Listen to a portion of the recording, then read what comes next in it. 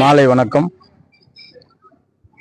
நூல்காஞ்சியின் மூலமாக உங்களை சந்திப்பதில் மற்றற்ற மகிழ்ச்சி அடைகிறேன்.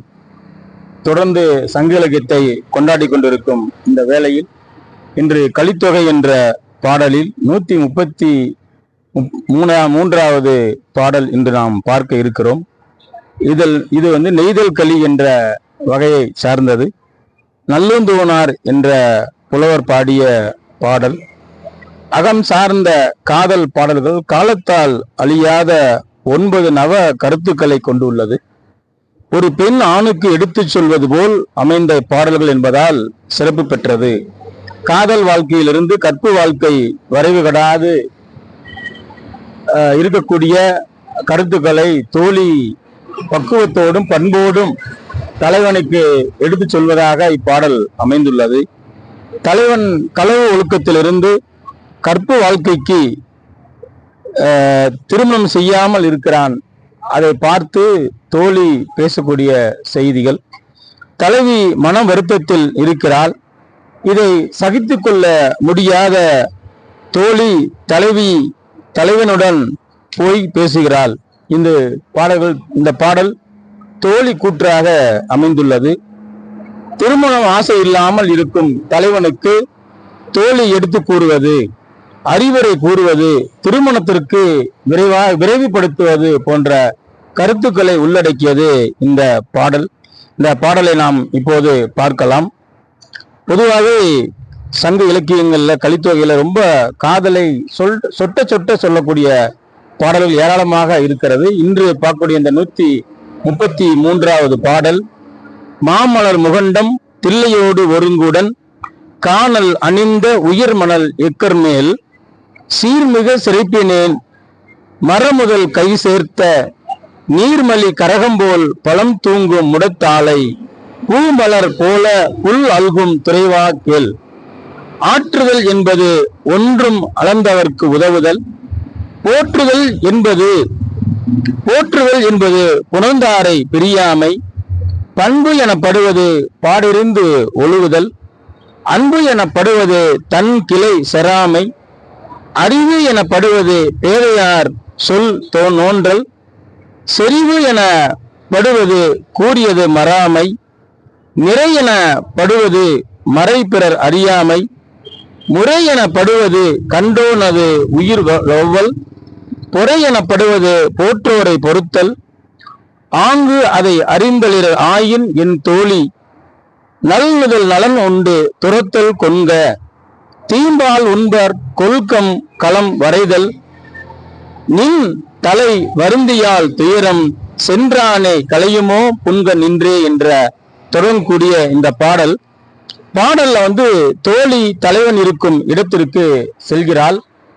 சென்று தலைவனை பார்த்து தோழி கூறுகிறார், முல்லை பூவும் தில்லை பூவும் ஒன்றாக சேர்ந்திருக்கும் காணல் நிலத்தில் இருக்கக்கூடிய உயர்ந்த தலைவனை, சீர்மிகு சிறைப்பினை உடைய அழகான துறைக்கான தலைவனை, நான் கூறுவதை தயவு செய்து நீ கேள்.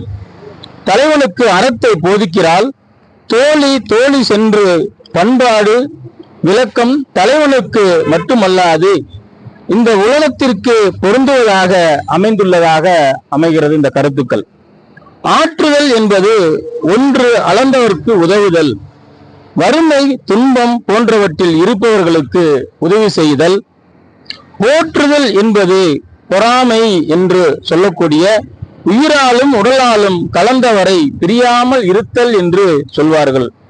புணர்ந்தாரை பிரியாமல் இருப்பதும் தன்னோடு இணைந்த ஒருவரை எப்போதும் பிரியாமல் இருப்பதும் வாழ்வதுமே ஆகும். பண்பு எனப்படுவது இந்த உலகத்தில் பெருமையானது எதுவோ அதை தெரிந்து கொண்டு செயல்படுவது பண்பு ஆகும். அன்பு எனப்படுவது தன் உறவினர்களை விட்டு ஒரு நொடி கூட அகலாமல் இருப்பது. அறிவு எனப்படுவது அறியாமல் சொற்களை எல்லாம் பொறுத்து கொண்டால் அதுதான் அறிவு என்று சொல்லப்படுவது. செறிவு என்பது சொன்ன சொல்லிற்கில் இருந்து எப்போதும் மறவாமல் இருப்பதே செறிவு ஆகும்.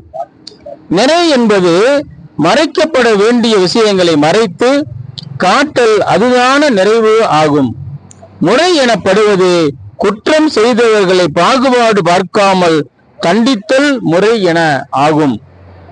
இப்படியும் பொறை எனப்படுவது போற்ற வேண்டிய இடத்தில் ஒருவரை போற்றாவிட்டால் அதை பொறுத்து கொண்டால் அதுதான் பொறை ஆகும். இந்த அறிவுரைகளை தலைவனிடம் சொல்லிவிட்டு இந்த அறங்களை எல்லாம் உனக்கும் தெரியும் தானே என்று தலைவனிடம் தோழி பக்குவமாக எடுத்து கூறுகிறார்.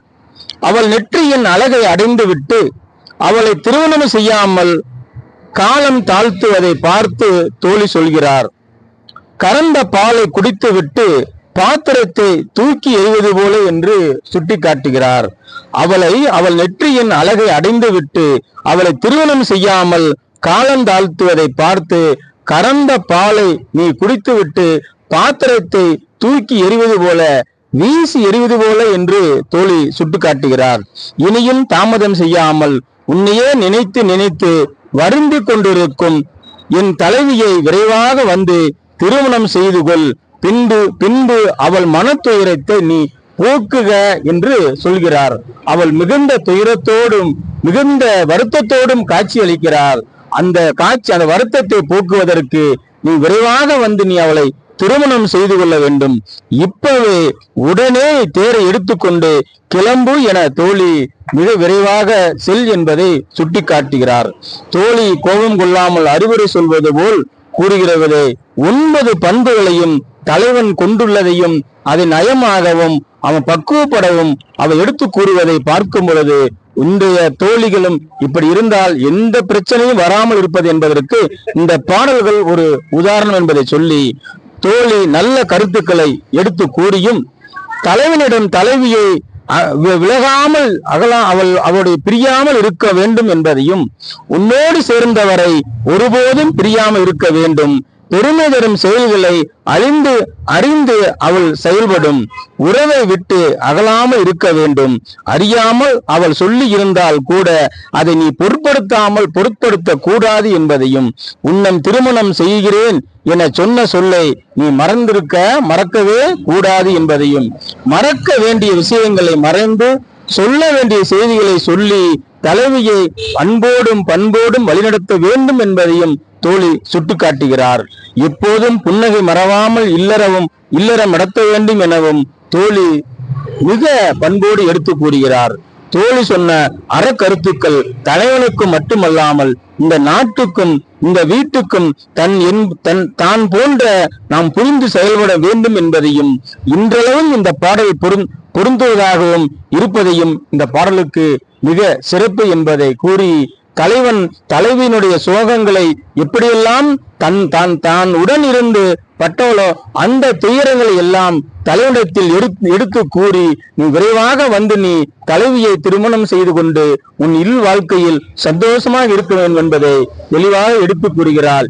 இப்படிப்பட்ட பாடல்கள் தான் இன்னும் இந்த பூமியில் இந்த மக்கள் இந்த மண்ணுலகம் இந்த விண்ணுலகமும் வாழ்ந்து கொண்டிருப்பதற்கு காரணம் சங்க கருத்துக்களே என்று கூறி வாய்ப்புக்கு நன்றி கூறி விடைபெறுகிறேன். நன்றி, வணக்கம்.